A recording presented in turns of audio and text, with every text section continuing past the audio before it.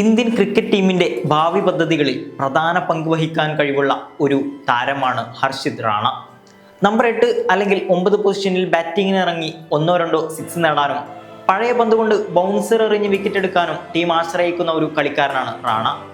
Nitish, Dubey, Hardik തുടങ്ങിയവരെല്ലാം batting ഓൾറൗണ്ടർമാരാണ് എന്ന് കണക്കിലെടുക്കുമ്പോൾ south ആഫ്രിക്കയിൽ നടക്കാനിരിക്കുന്ന അടുത്ത ലോകകപ്പിൽ ഇന്ത്യ സെക്കൻഡ് സീമറായി വളർത്തിയെടുക്കാൻ ശ്രമിക്കുന്ന താരമാണ് റാണ. റാണയുടെ ബൗളിംഗ് റോൾ ചെയ്യാൻ കഴിവുള്ള മറ്റൊരു ബൗളർ പ്രസിദ്ധ് കൃഷ്ണയാണ്. സൗത്ത് ആഫ്രിക്കൻ പിച്ചുകളിൽ എക്സ്ട്രാ ബൗൺസ് ലഭിക്കുന്ന ബൗളർമാരെ കളിപ്പിക്കേണ്ടത് അനിവാര്യമാണ്. അതോടൊപ്പം ഹാർദിക് എല്ലാ മത്സരങ്ങളിലും ബോൾ ചെയ്യണമെന്നില്ല എന്നതും പരിഗണിക്കേണ്ടതുണ്ട്.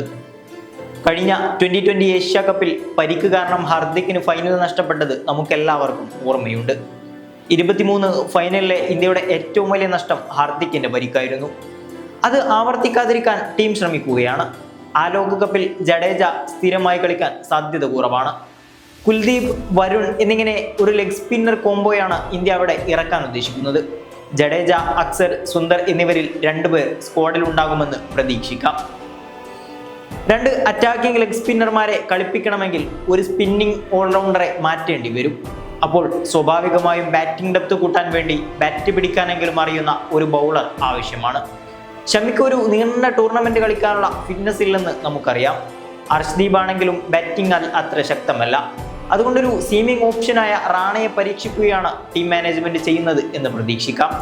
ഒരു സമതുലിതമായ ടീം രൂപീകരിക്കുന്നതിൽ റാണയുടെ പങ്ക് വളരെ പ്രധാനപ്പെട്ടതാണ്. ബൗളിങ്ങിലെ കഴിവിനൊപ്പം ബാറ്റിംഗിലും സംഭാവന നൽകാനുള്ള കഴിവ് റാണയെ പ്രത്യേകമാക്കുന്നു.